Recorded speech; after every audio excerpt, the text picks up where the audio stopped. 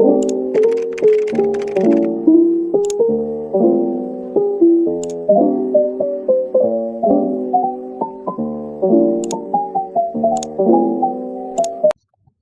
everyone, today we will see रक्त धातु.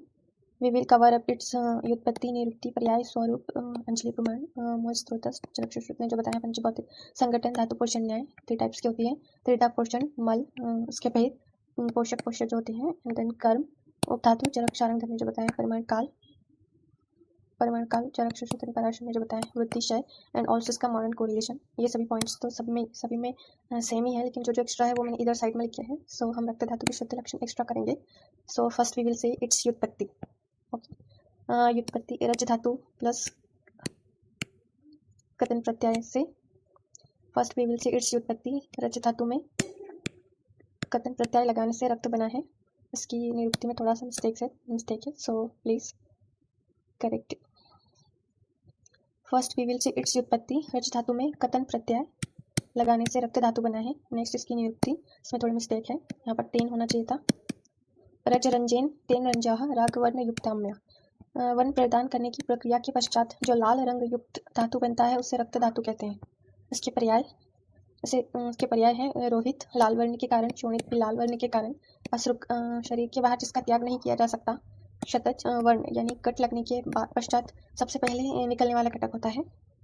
Next is रुधिर, जो घटक प्राण बचाता.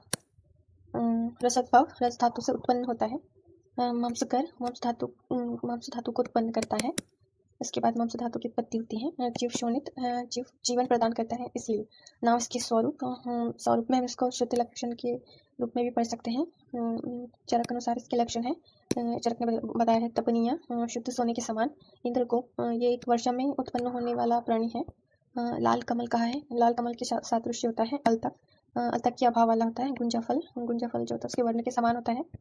नेक्स्ट वाकपट ने दूसरे लक्षण बताए हैं. उसको वाकपट ने कहा है समशीतोष्ण, ना ज़्यादा शीत ना ज़्यादा गर्म, ना ज़्यादा कोल्ड होता है ना ज़्यादा हॉट.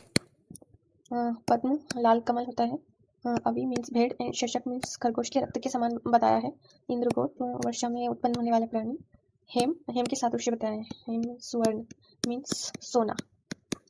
हेमाद्री ने मंजिष्ठा कहा है, जिसका एक मंजिष्ठा प्राणी है जिसका कंठ अंदर से रक्त वर्ण का होता है. तीन इसके अंजलि प्रमाण, 8 अंजलि प्रमाण होता है. पंचभौतिक ये जल और अग्नि प्रदान होता है. नेक्स्ट इसका मूल स्रोत, चरक ने यकृत एंड प्लीहा बताया है. सुश्रुत ने यकृत, प्लीहा और रक्तवाहिनी धमनी बताया है. इसके भेद देखते हैं. एज यूजुअल इसके 2 टाइप्स होते हैं, एक पोषक और एक पोष्य. पोषक और पोष्य में कंफ्यूजन होता है, इसलिए आप इसको पोषक का कर दे तो आपको इसे याद रहेगा कि अस्थायी होता है.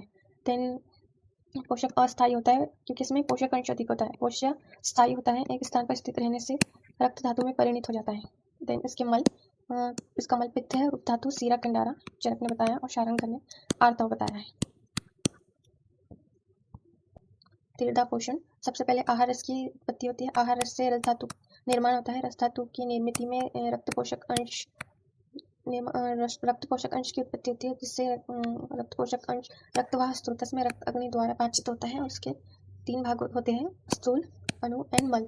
स्थूल भाग से धातु और उपधातु की उत्पत्ति होती है. धातु रक्त धातु बन जाता है. एंड उपधातु में इसका सीरा कंडारा की उत्पत्ति होती है, जैसे जो बताया. देन अणु से अगली धातु का पोषक अंश निर्माण होता है. अगली धातु यहाँ मांस होना चाहिए था, करेक्ट कर लेना. देन मल के 2 भाग होते हैं, एक सूक्ष्म और स्थूल. सूक्ष्म से क्लेद की निर्मित होती है और स्थूल से इसका पित्त मल निर्माण होता है. धातु पोषण न्याय 3 टाइप्स के होते हैं, केदारी शीर्षदी न्याय, केदारी कुल्य न्याय एंड खली कपूट न्याय. सेपरेटली लॉन्ग टॉपिक है. देन इसका परिमाण काल, चरक ने 2 दिन, सुश्रुत ने 5 दिन एंड पराशर ने 3 दिन बताया है. कर्म, इसके कर्म देखते हैं. सबसे पहले इसका जीवन श्रेष्ठ कर्म होता है, अष्टांग ने बताया है. देन इसका वर्ण, अगला कर्म है वर्ण प्रसादन, स्पर्श का ज्ञान कराता है. मांस धातु अगली धातु होती है, इसका पोषण करता है और अन्य धातुओं का भी पोषण करता है. प्राणियों को ये बल, वर्ण और सुखायु से युक्त करता है. न उसकी वृत्तिशा देखते हैं. रक्त की वृत्ति, शायद मेरे श्लोक पढ़ने में मिस्टेक हो तो प्लीज़, और कुछ मिस्टेक हो भी सकती है इसमें टाइपिंग में, सो आप प्लीज़ बुक का रेफरेंस ले लेना. रक्तम विसर्प प्लीहा वृद्धि कुष्ठ घातस्त्र गुल्मो गुल्मोत्कुशकमलः व्यांग अग्निनाश समूह रक्तोत्व नेत्रमुद्रिता सूत्रस्थान। सारे मैंने श्लोक अष्टांग हृदय से इंक्लूड किए हैं। अगर आपको कोई और याद है तो आप वो कर लेना। मैंने इसलिए यहाँ लिया है क्योंकि आपको अष्टांग हृदय में भी फिर अलग से पढ़ने की और याद करने की आपको ज़रूरत नहीं होगी। वाक्पटन के अनुसार इसके लक्षण है रक्तवृत्ति से ये सारी स्किन डिजीज है, उनके नाम है विसर्प, प्लीहा विकार, वितरती, काम्ल मीन्स जॉन्डिस आई गेस। उसके बाद विकार होते हैं अग्निमंद, कुष्ठ, पित्त विकार, सम्मोह, व्यांग, रक्तकुल्म, नेत्र और मूत्र में लाल वर्ण हो जाता है। ये सारी स्किन डिजीज हैं और ये वात पित्त विकार है। सुश्रुत ने अलग बताया है सीरापूर्णत्वम, प्लीज करेक्ट कर लेना। सीराओं में रक्त धातु सामयिक प्रकार से नहीं पहुंचता, इसे सूर्यपूर्णत्वम कहते हैं। देन नेत्र एवं अंगों में लालिमा रेडनेस आ जाती है। आप लोग सुश्रुत के श्लोक करना है तो वो भी कर सकते हो। देन रक्तक्षय, रक्तो अम्ल शिशिर प्रति सीरा शौथिल्य वृक्षता, रक्तो अम्ल शिशिर प्रति सीरा शैथिल्य वृक्षता अष्टांगता सूत्रस्थान। शीत अम्ल पदार्थ खाने की अभिलाषा मीन्स इच्छा, सीराओं में शिथिलता, ढीलापन, शरीर में रुक्षता, ड्राइनेस।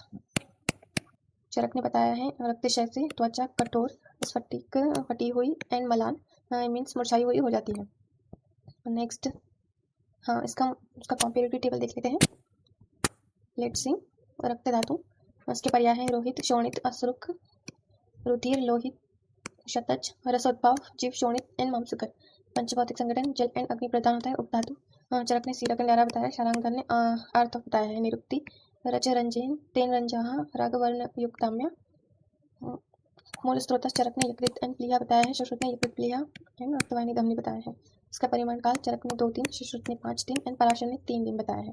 व्युत्पत्ति रस धातु प्लस अच प्रत्यय से रक्त धातु बना है। अश्रयी पित्त दोष। अंजलि प्रमाण 8 अंजलि प्रमाण होता है। इसका श्रेष्ठ काम जीवन होता है। मल पित्त होता है।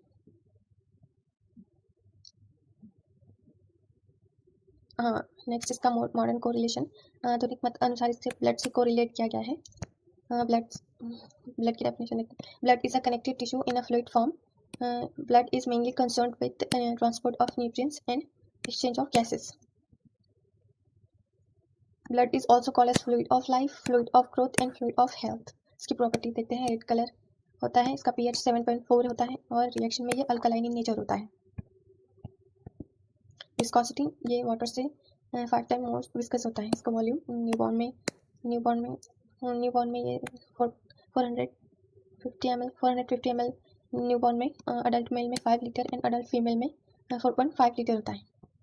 इसकी ग्रेविटी 1.08 to 1.66। ये MCQ में बहुत बार आ गया है, सो आप देख लेना। नाउ उसका कंपोजिशन देखते हैं। ब्लड सेल्स 45% होते हैं एंड ब्लड प्लाज्मा 55% होता है।